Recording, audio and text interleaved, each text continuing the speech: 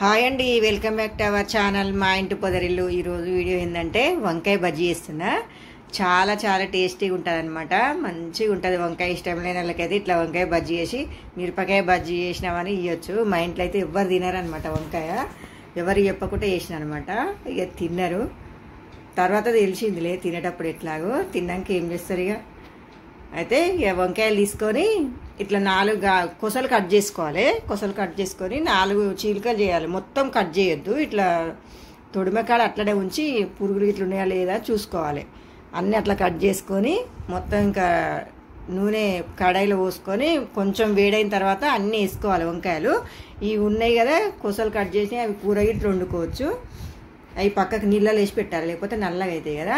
1 నిమిషం పాటు ఫ్రై చేసుకోవాలన్నమాట. మొత్తం ఫ్రై చేయొద్దు వంకాయలు, మళ్ళీ విడిపోతాయి అనమాట. మొత్తం వంకాయలు తొందర ఉడుకుతాయి కదా. ఇట్లా లైట్గా ఫ్రై చేసుకొని పక్కకు పెట్టుకొని మళ్ళీ వేరే కడాయి పెట్టుకొని ఒక పిడికాడు పల్లీలు తీసుకోవాలి స్టఫ్ కోసము. స్టఫింగ్ పల్లీలు మంచిగా చిన్న మంట మీదనే ఫ్రై చేసుకోవాలి. అవి కూడా కొంచెం ఫ్రై అయిన తర్వాత ఒక పిడికాడు కరివేపాకు వేసుకోవాలి. కడిగి నీళ్లు ఆరబెట్టిన తర్వాత వేసుకోవాలి కరివేపాకు కూడా బాగా క్రిస్పీగా ఫ్రై కావాలన్నమాట. బాగా ఫ్రై అయిన తర్వాత ఇంకా కొన్ని ఎల్లిపాయలు వేసుకోవాలి. ఎల్లిపాయలు ఒక 4-5 ఎల్లిపాయలు మనం బజ్జీలను బట్టి వేసుకోవచ్చు. ఎల్లిపాయలు కూడా కొంచెం ఫ్రై అయినాక అవి చల్లగా అయ్యేలోపు నేను ఒక 1/2 కేజీ శనగపిండి తీసుకున్నా. కొంచెం పసుపు, ఒక 1/2 స్పూన్ అనుకో, 1 స్పూను ధనియాల పొడి, 1 స్పూను ఉప్పు, 1 స్పూను కారము. 1/2 కిలోనే కాబట్టి మనం మసాలాలు కూడా వేస్తాం కాబట్టి ఉప్పు 1 స్పూన్ సరిపోతుంది. కొంచెం ఒక 1/2 స్పూన్ అంతా వంట సోడా వేసుకొని మంచిగా చేయితోటైనా మిస్కర్తోటైనా బాగా కలుపుకోవాలి. మిస్కర్తో కూడా మంచిగా కలుస్తుంది పిండి. మంచిగా కలుపుకున్న తర్వాత కొన్ని వాటర్ పోసుకుంటూ, ఒక్కసారి వాటర్ పోస్తే స్మూత్గా రాదనమాట బజ్జీ, మీరు వంకాయ బజ్జీ కొంచెం పోసుకుంటూ కలుపుకోవాలన్నమాట. కొన్ని వాటర్ పోసుకుంటూ బాగా కలపాలి పిండి. కొంచెం జర్రసేపు కలిపితే అంత స్మూత్గా రాదనమాట.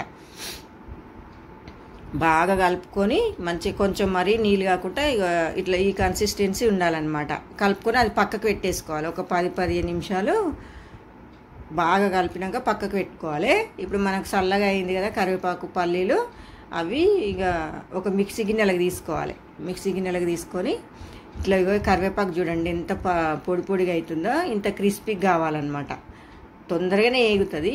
ఒక 1/2 స్పూన్ జీలకర్ర, 1/2 స్పూను ఉప్పు, 1 స్పూను కారం వేసుకొని మెత్తగా మిక్సీ పట్టుకోవాలన్నమాట. మెత్తగా పట్టాలి.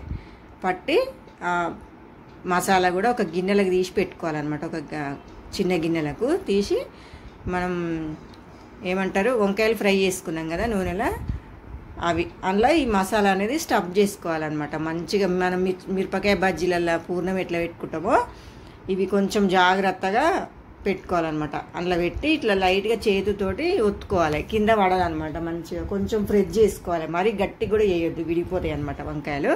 అవి అట్లా చేసుకోవాలి అన్నీగా ఒకదాని తర్వాత ఒకటి అట్లా చేసుకొని ఇంకో దాన్ని కూడా చూపిస్తున్నాను చూడండి. 4 ముక్కలు చేసుకోవాలి. ఏవైనా ఇట్లా 4 ఈజీగా ఫ్రై అవుతుంది అనమాట. అట్లా వేసుకొని ఇట్లా మంచిగా ఇట్లా లైట్గా ఫ్రెష్ చేసుకుంటూ గట్టిగా చేయకుండా అన్నిట్లలో అట్లే స్టఫ్ చేసుకోవాలి.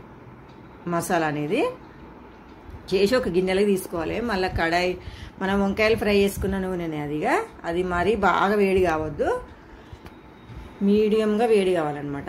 ఇప్పుడు వంకాయలు ఇట్లా వేసి చేయితోటి లైట్గా ఇట్లా ఈ పిండి వేసుకుంటూ నెమ్మదిగా వేసుకోవాలి. అందులో వేసుకొని ఒకదాని తర్వాత ఒకటి నెమ్మదిగా వేసుకుని చేయితోటి పోయాలి. ఇట్లా లేకపోతే దానంతలో అది ముంచినాం అనుకో అంతా ఇట్లా విడిపోతుంది అనమాట.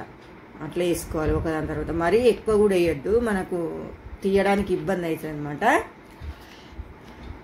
ఇట్లా 3 అయితే పట్టినాయి నాకైతే. ఇట్లా నెమ్మదిగా మరలేసుకోవాలన్నమాట. కొంచెం నేను పెద్ద కడాయి పెడితే మంచిగా ఉండేది, చిన్న కడాయి అయ్యేసరికి కొంచెం ఇబ్బంది అయిందనమాట నాకైతే. కొంచెం వెడల్పుది పెట్టుకోవాలి, ఎందుకంటే కొంచెం అది వంకాయలు పొడుగుంటాయి కదా, మంచిగా బాగా క్రిస్పీగా ఫ్రై కావాలి. ఫ్రై అయిన తర్వాత తీసేసుకోవాలి. తీసి ఒక గిన్నెలకు వేసుకొని మళ్ళీ నెక్స్ట్ మళ్ళీ కూడా అట్లనే మరి ఇంకా నేను 3 వేయలేదనమాట, 2 వేసిన. ఇప్పుడు వేసి నెమ్మదిగా ఫ్రై చేసుకోవాలి. కొంచెం మరి పెద్ద మంట కూడా పెట్టొద్దు. ఇట్లా గంటతోటి ఇట్లా అనుకోవాలన్నమాట ఆయిల్, లేకపోతే ఇట్లా విడిపోతుంది. వంకాయలు స్మూత్గా ఉంటాయి కదా, పిండి అంతా పోయి ఇట్లా వంకాయలా కనిపిస్తాయి అనమాట. గంటతోటి నెమ్మదిగా ఇట్లా పైన నూనె పోసుకుంటూ ఫ్రై చేసుకోవాలి. మీడియం ఫ్లేమ్ మీదనే పెట్టుకోవాలి, హై ఫ్లేమ్ పెట్టొద్దు. మంచిగా సగం కాలిన తర్వాత ఫ్రై అయినాక మళ్ళీ మరలేసుకోవాలి. క్రిస్పీగా మంచిగా ఉంటాయి అన్నమాట వంకాయ బజ్జీలు అయితే. ఇక చల్లగా వర్షం పడుతున్నాయినా సాయంత్రం పూట ఏదో ఒకటి కావాలి కదా ఎవరికైనా, ఇట్లా చేసి పిల్లలకైనా, మా పిల్లలకైతే ఎవరికి వంకాయ ఇష్టం ఉండదన్నమాట.